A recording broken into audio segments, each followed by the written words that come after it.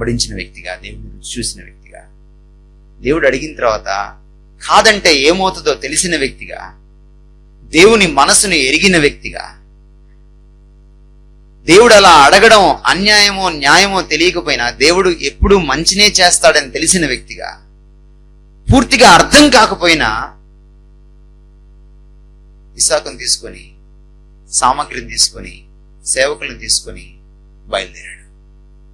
కొండకి దగ్గరగా రాగానే మీరు ఇక్కడ ఉండండి, నేను ఇస్సాకు పైకి వెళ్ళి దేవునికి మొక్కి వస్తాము అని చెప్పి పైకి వెళ్ళిపోయాడు. పైకి వెళ్ళిన దాకా ఇస్సాకుకి ఇంకా డైలమా. అబ్రహాం కన్నా తెలుసు కనీసం ఇస్సాకుని బలి ఇవ్వాలని. దీని వెనక దేవుని ఆంతర్యం తెలియదు అబ్రహాంకి, కానీ ఇస్సాకుకి అసలు బలి పశువే తెలియదు. అక్కడికి వెళ్ళిన తర్వాత ఇస్సాకుని పట్టుకొని, యూ కెన్ అండర్స్టాండ్, ఇస్సాకు పెనుగులాడు ఉంటాడు. ఏంటి నాన్న నువ్వు ఇట్లా చేస్తున్నావు, నువ్వేనా అని. అబ్రహాం కత్తెత్తాడు. The next second, the next moment ఇస్సాకు చచ్చిపోతాడు, ఆయన కత్తికి బలి అయిపోతాడు. అప్పుడు దాకా మౌనంగా ఉన్న దేవుడు స్టాప్ అన్నాడు. ఎందుకని దేవుడు కొండ ఎక్కక ముందు స్టాప్ అనలేదు? ఎందుకని దేవుడు ఇంటి దగ్గర ఉన్నప్పుడు స్టాప్ అనలేదు?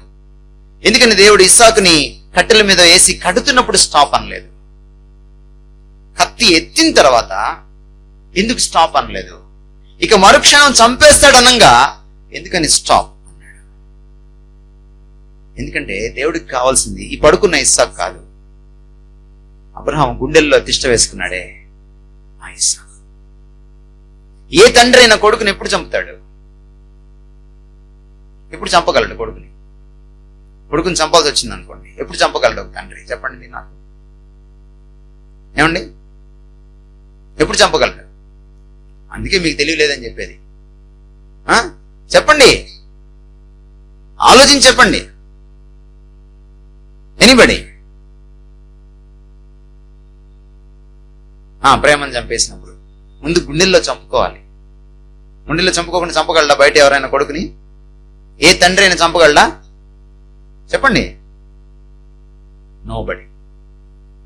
గుండెల్లో చంపేశాడు, అప్పుడు కత్తెత్తాడు. ఇంక లేడు ఇస్సాకు నాకు అనుకున్నాడు. దేవుడికి కావాల్సింది ఎవరు? ఈ గుండెల్లో ఇస్సాకు.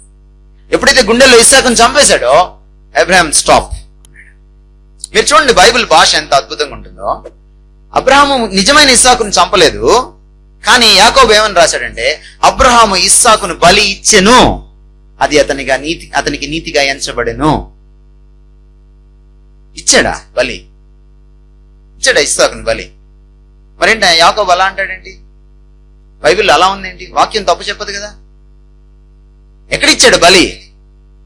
గుండెల్లో ఇచ్చాడు. ఈరోజు దేవుడు మీ దగ్గర నుంచి అదే కోరుకుంటున్నాడు. నీ గుండెల్లో విగ్రహంగా తిష్ట వేసుకున్నది ఎవరు? నీ గుండెల్లో విగ్రహంగా తిష్ట వేసుకున్నది ఏంటి? నీకు నీ సృష్టికర్తకు మధ్య వస్తున్న వస్తువేంటి? నీకు నీ సృష్టికర్తకు మధ్య వస్తున్న వ్యక్తి ఏంటి? Kill it in your heart. చంపు నీ గుండెల్లో దాన్ని. దేవుని తట్టు తిరుగు. That is the turning point in your life. దేవుని తట్టు తిరుగు. And that is the turning point in your life. చూడు ఏమవుతుందో. ఏమైంది? అబ్రహాం జీవితం ఏమైంది? ఈరోజు మూడు మతాల వాళ్ళు అబ్రహామును తండ్రి అని పిలుస్తున్నారు. You will live for ever in history. నువ్వు దేవుడి కోసం తీసుకునే నిర్ణయాలు చరిత్ర గతిని మార్చేస్తాయి. చరిత్ర నిన్ను గుర్తు పెట్టుకుంటుంది. అలెగ్జాండర్ని కూడా అంత గుర్తు పెట్టుకోలేదు, బుద్ధాన్ని అంత గుర్తు పెట్టుకోలేదు, అబ్రహాంని గుర్తు పెట్టుకున్నంత. The reason is that he had taken a decision for God. నువ్వు తీసుకోగలవా ఈరోజు దేవుడి కోసం అలాంటి డిసిషన్? ముగించుకుందాం మనం. మూడవది పర్యవసానం, నైతిక పర్యవసానం. భ్రష్ట మనసుకి దేవుడు వాళ్ళని అప్పగించాడు. వాళ్ళు చెయ్యని నేరం లేదు, వాళ్ళు చెయ్యని పాపం లేదు. ఈ లిస్టులో మనం కూడా ఉన్నాం, నేను కూడా ఉన్నాను, మీరు కూడా ఉన్నారు. తల్లిదండ్రులకు అవిధేయులు ఎంతమంది లేరు ఇక్కడ? సార్ నేను నా తల్లిదండ్రులకు అవిధేయుని కాను అనేటువంటి ఒక మగధీరుడు లేచి నించోండి చూద్దాం. ఏమండి?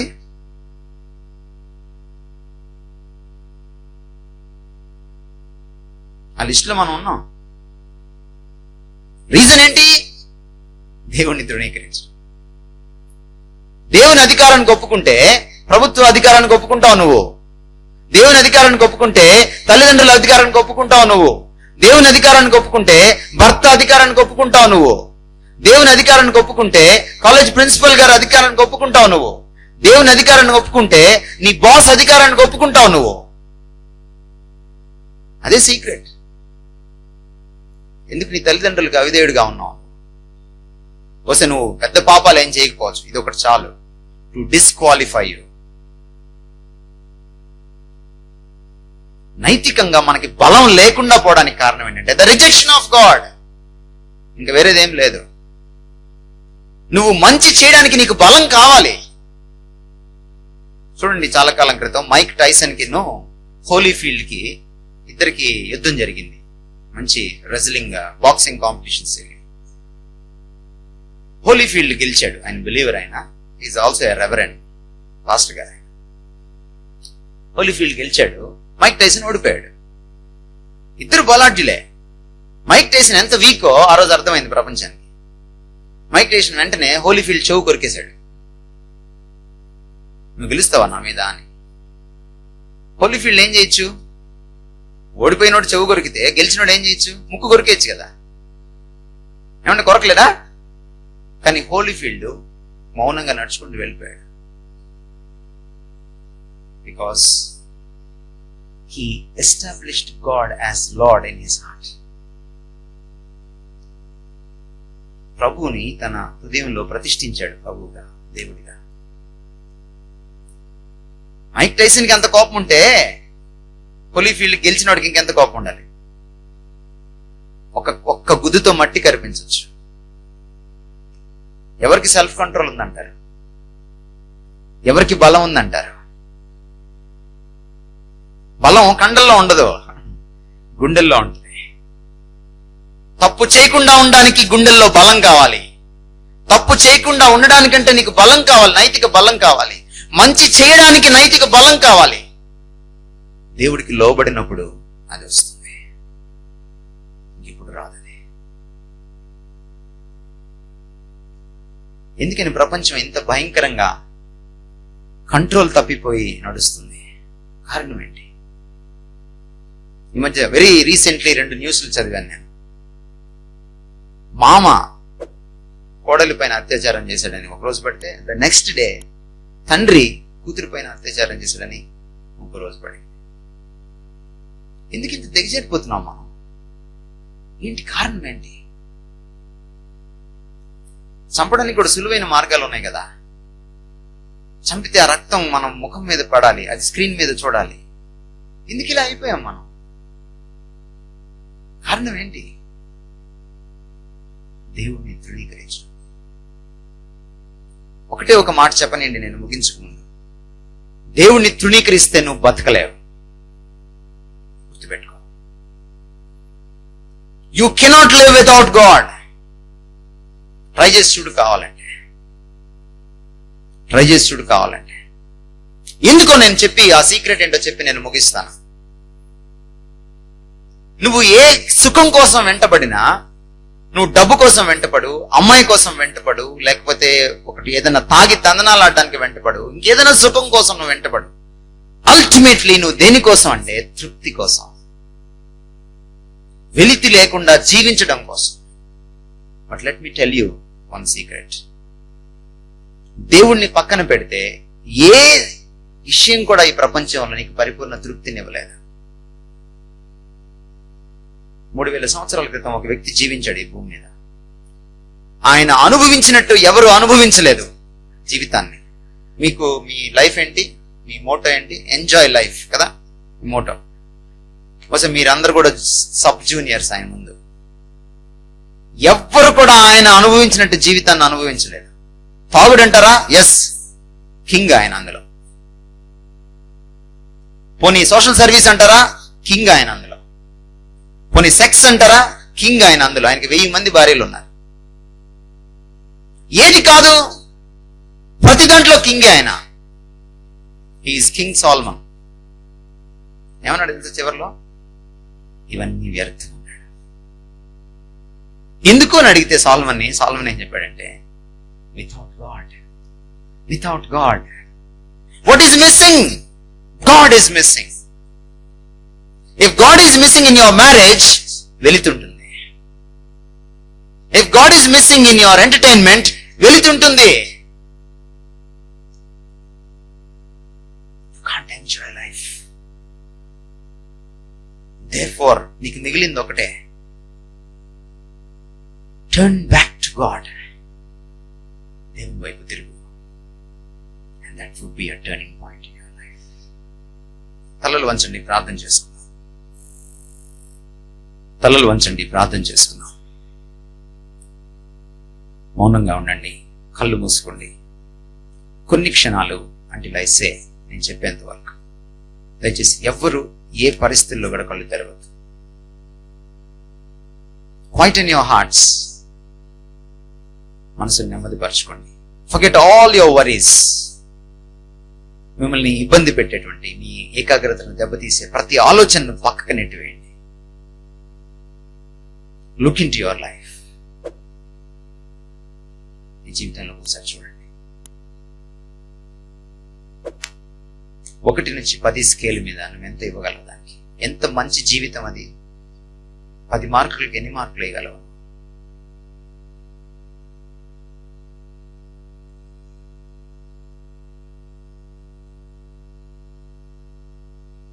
ఈ జీవితాన్ని బాగు చేసుకోవడానికి ఈరోజు ఒక అవకాశం దొరికింది నీకు. మళ్ళీ ఇలాంటి అవకాశం దొరకచ్చు, దొరకపోవచ్చు. Think about it my dear friend. నిర్ణయం తీసుకో ఈరోజు. దేవుడు నీకు కావాలా వద్దా? ఒకవేళ కావలిస్తే అన్నిటికంటే ఎక్కువగా, అందరికంటే ఎక్కువగా, అతి ప్రాముఖ్యత ఇచ్చే స్థానంలో ఆయన్ని నువ్వు నీ గుండెల్లో ప్రతిష్ఠించగలవా? నీ జీవితంలోకి అనుమతించగలవా? ఆహ్వానించగలవా?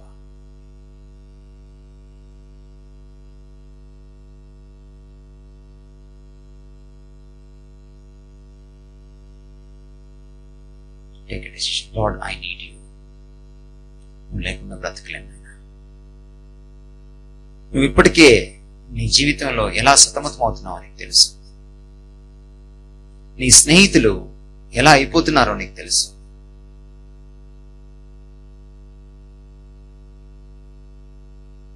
మళ్ళీ చెప్తున్నాను, sin fascinates but then assassinates.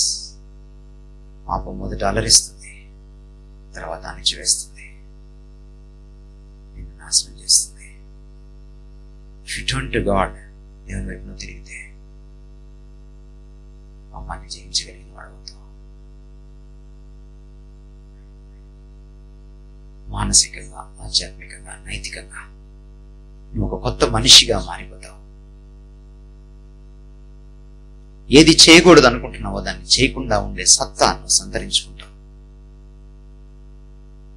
మంచిని చేయగలిగినటువంటి సామర్థ్యాన్ని నువ్వు పెంపొందించుకోగలుగుతావు.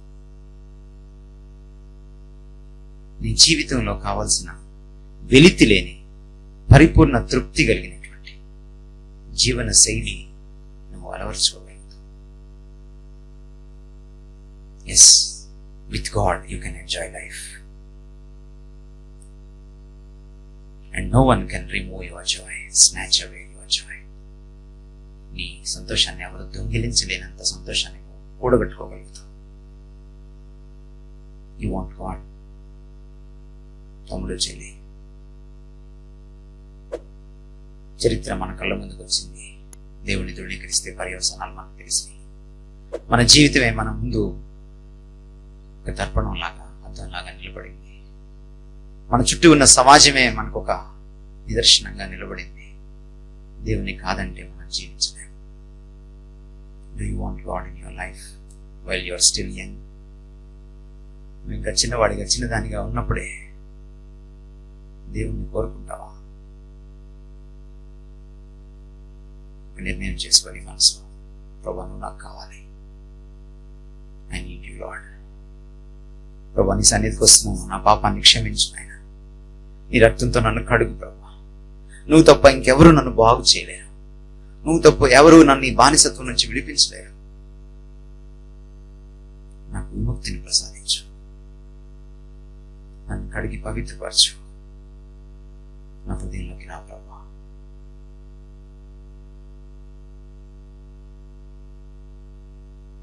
Can you pray that prayer?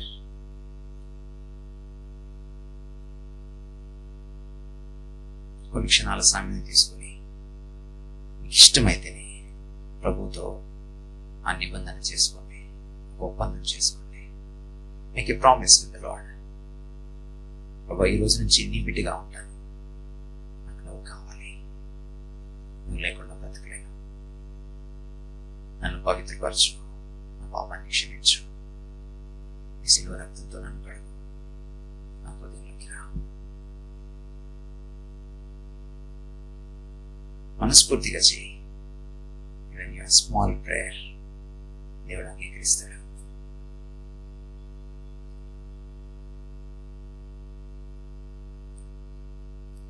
ముగించుకుందాం ప్రార్థన చేసుకుని. ప్రార్థన చేయకముందు మీరు ఇంకా అలాగే ప్రార్థనలో ఉండగా, కళ్ళు మూసుకొని ఉండగా, ఎవరి కళ్ళు తెరిచి చూడొద్దు దయచేసి.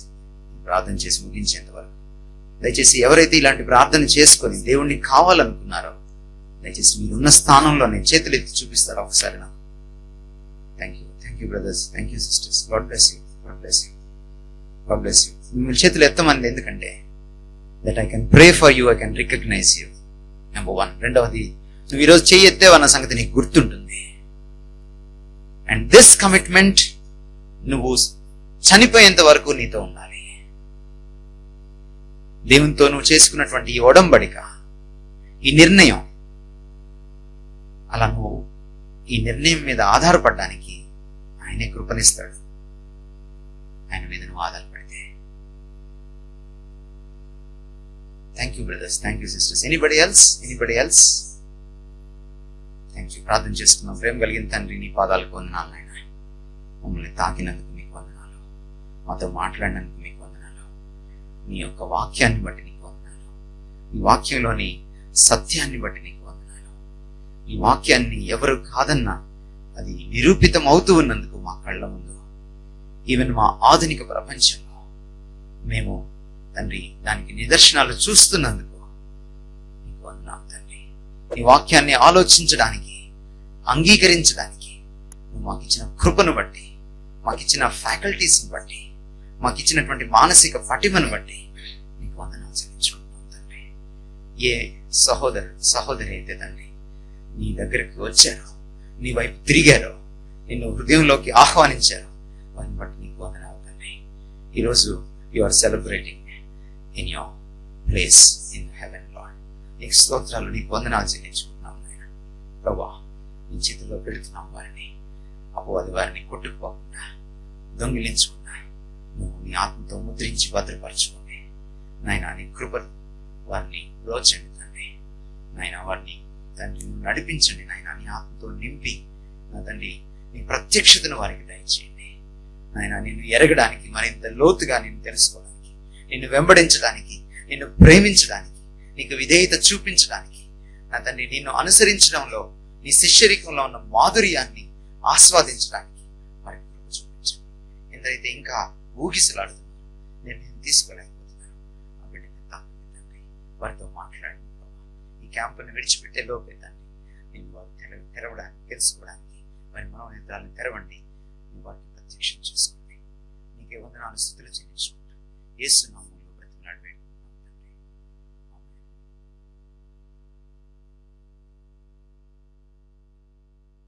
ఆలస్యాన్ని బట్టి చింతిస్తున్నాం.